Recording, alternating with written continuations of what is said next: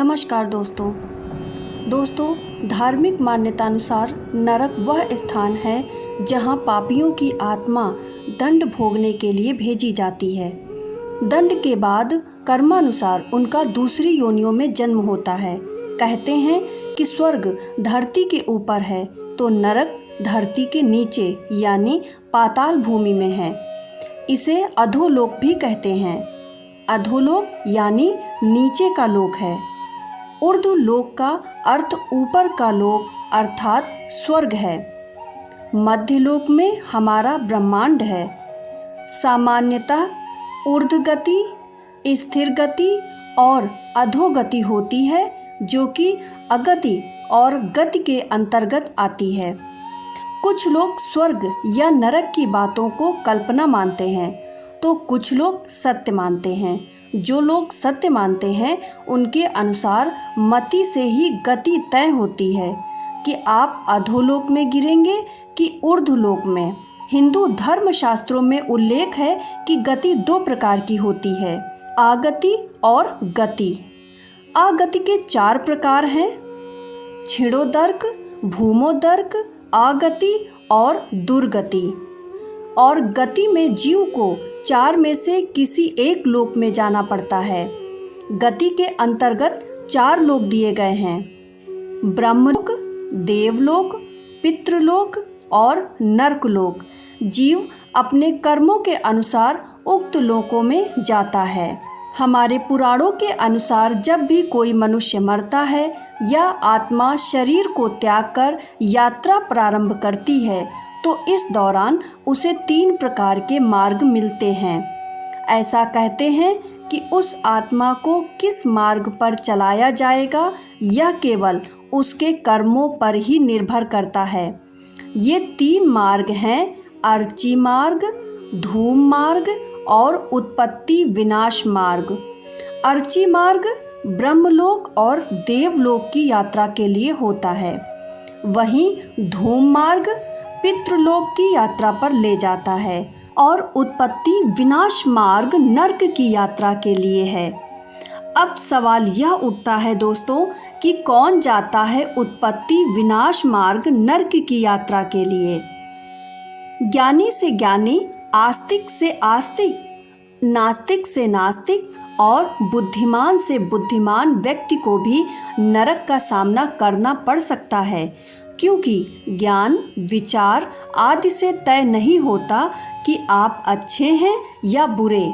आपकी अच्छाई आपके नैतिक बल में छिपी होती है। आपकी अच्छाई यम और नियम का पालन करने में निहित है।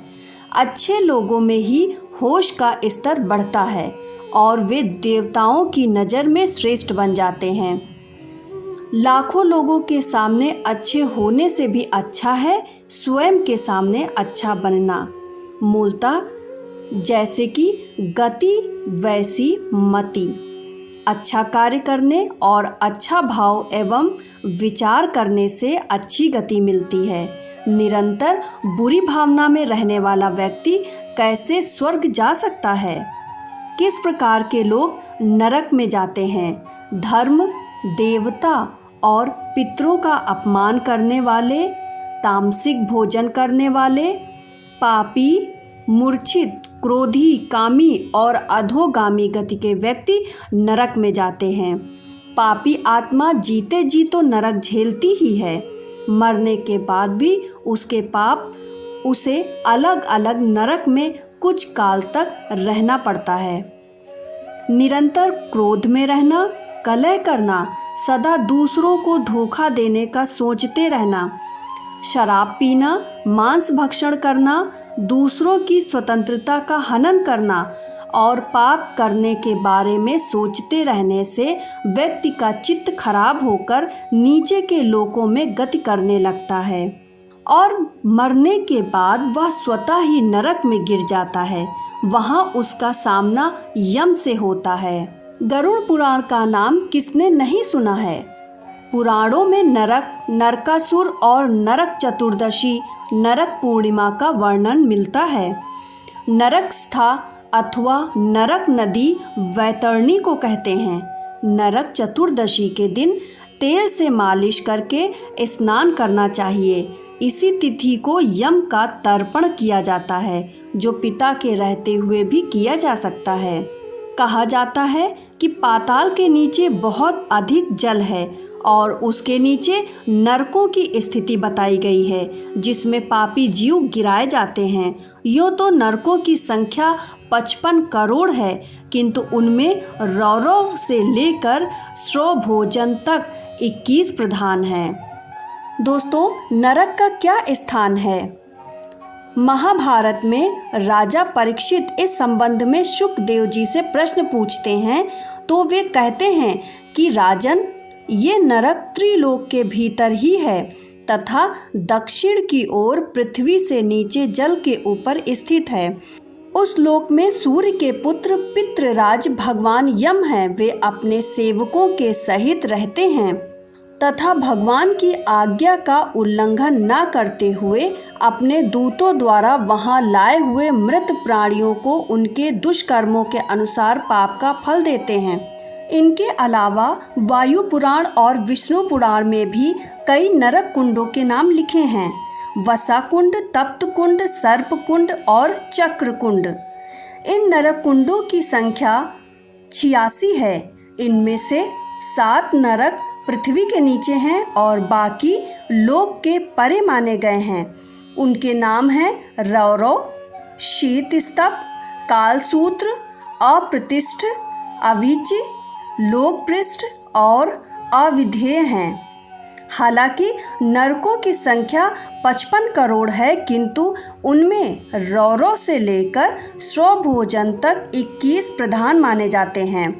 उनके नाम इस प्रकार हैं: रौरव, शूकर, रौघ, ताल, विषसन, महाज्वाल, तप्त कुंभ, लवण, विमोहक, रुधिरांध, वैतरणी, क्रमिश, क्रमिभोजन, असिपत्रवन, कृष्ण, भयंकर, लालभच्छ, पापमय, पूयमय, वहीज्वाल, अधाशिरा, संदर्भ, कालसूत्र, तमोमय, अविची, श्रवभोजन और प्रतिभाशून्य, अपर अविची तथा ऐसे ही और भी भयंकर नरक हैं। दोस्तों, कौन जाता है नरक के द्वार?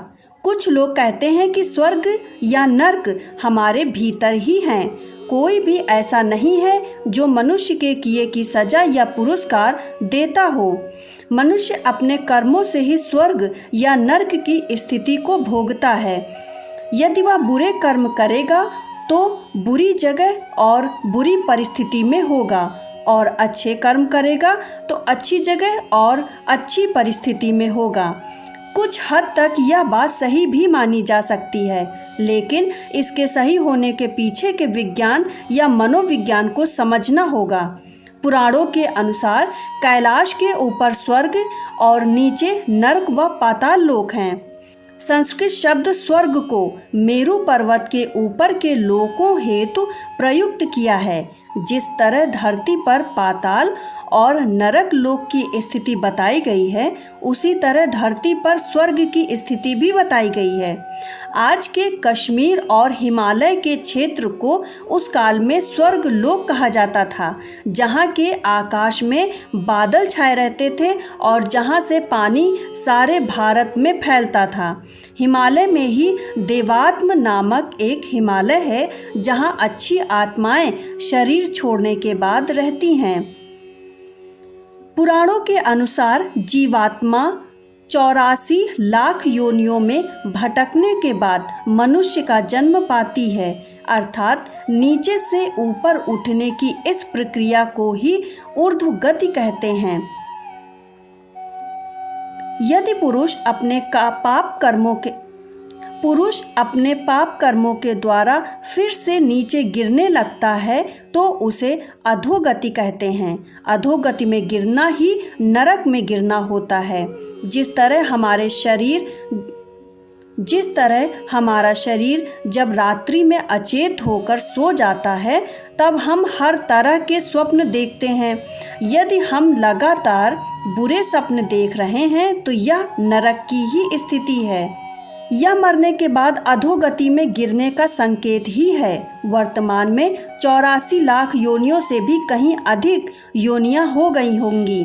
हालांकि पुरानी गणना अनुसार निम्नलिखित 84 लाख योनियां भी आप इस संख्या में न लेकर इस प्रकार लें, जैसे कि पेड़ पौधे 30 लाख, कीड़े मकोड़े 27 लाख, पक्षी 14 लाख, पानी के जीव 9 लाख, देवता मनुष्य पशु 4 लाख।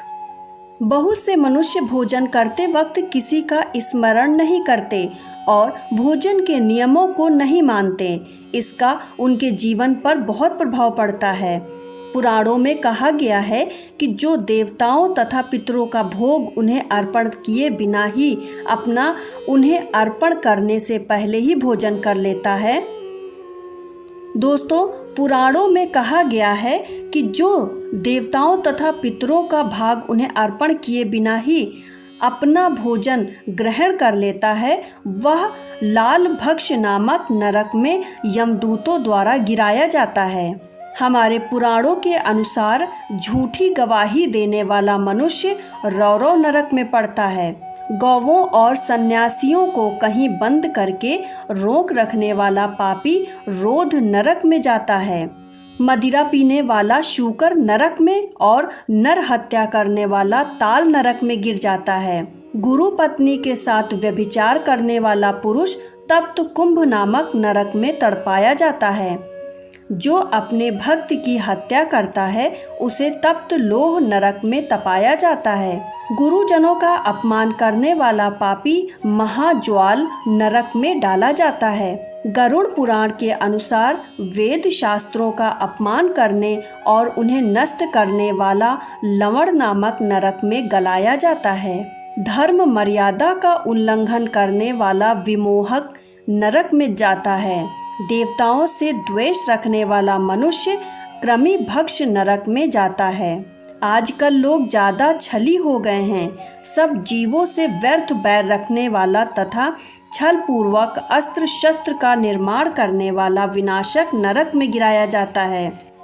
बहुत से लोग जानवरों को पालकर उनके बल पर अपना जीवन यापन करते हैं। आजकल मुर्गों और कुत्तों को बेचने और पालने का व्यापार भी चल रहा है। बकरा, मुर्गा, कुत्ता, बिल्ली तथा पक्षियों को जीविका के लिए पालने वाला मनुष्य भी यूह व नरक में पड़ता है। जीविका के लिए पालने वाला मनुष्य भी पूर्वः नरक में पड़ता है। बहुत से लोग दूसरों के प्रति बैर भाव रखते हैं और उनका अहित करने की ही सोचते रहते हैं। पुराणों में कहा गया है कि दूसरों के घर, खेत, घास और अनाज में आग लगाता है वह रुधिरांध्र नरक में डाला जाता है। ज्योतिषी विद्या का आजकल ज़्यादा ही प्रचलन हो रहा है। झूठ बोलकर धंधा करने वाले ज्योतिषियों की तो भरमार हो चली है। पुराणों के अनुसार नक्षत्र विद्या तथा नट एवं मल्लों की वृत्ति से जीविका चलाने वाला मनुष्य वैतरणी नामक नरक में जाता है। धन, ताकत और जवानी में अंधे और उन्मुक्त होकर दूसरों के धन का अपहरण करने वाले पापी को कृष्ण यानी अंधकार नामक नरक में गिराया जाता है। पूरे विश्व में पर्यावरण को नुकसान पहुंचाया जा रहा है। बहुत तेजी से वृक्षों को काटा जा रहा है। पुराणों के अनुसार वृक्षों को काटने वाला मनुष्य असिप्त्र वन में जाता है। वृक्षों में भी पीपल, बड़, नीम, केला, अनार, बिल्व, आम, अशोक, शमी, नारियल, अनार, बांस आदि पवित्र वृक्षों को काटना तो घोर पाप माना जाता है। इसके अलावा जो कपट वृत्ति से जीविका चलाते हैं वे सब लोग बहिज्वाल नामक नरक में गिराए जाते हैं। पराई स्त्री और पराय अन्न का सेवन करने वाला पुरुष संदर्श नामक नरक में डाला जाता है। जो दिन में सोते हैं तथा व्रत का लोप किया करते हैं और जो शरीर के मद से उन्मुक्त रहते हैं वे सब लोग श्रोभोज नामक नरक में पड़ते हैं। जो भगवान शिव और विष्णु को नहीं मानते उन्हें अविची नरक में गिराया जाता है। दरअसल मनुष्य अपने कर्मों से ही उक्त नरकों में गिर जाते हैं। जैसी मति वैसी गति, जैसी गति वैसा नरक। नरकों से छुटकारा पाने के लिए विद्वान लोग वेदों का पालन करने की सलाह देते हैं। पराई स्त्री और पराय अन्न का सेवन करने वाला पुरुष संदर्श नामक नरक में डाला जाता है। जो दिन में सोते हैं तथा व्रत का लोभ किया करते हैं और जो शरीर के मद से उन्मुक्त रहते हैं, वे सब लोग श्रवभोज नामक नरक में पड़ते हैं। जो भगवान शिव और विष्णु को नहीं मानते, उन्हें अविची नरक में गिराया जाता है। दरअसल मनुष्य अपने कर्मों से ही उक्त नरकों में गिर जाते हैं। इसलिए दोस्तों, हमें अच्छे कर्म की ओर बढ़ना चाहिए और बुरे कर्मों से जहां तक हो सके अपने आप को बचाना चाहिए। कैसी लगी आज की वीडियो हमें कमेंट बॉक्स में लिख के ज़रूर बताइएगा। और वीडियो यदि आपको पसंद आया हो तो एक लाइक ज़रूर करिए। और इस तरह की और भी वीडियोस के लिए आप हमारे चैनल को सब्सक्राइब करिए। धन्यवाद।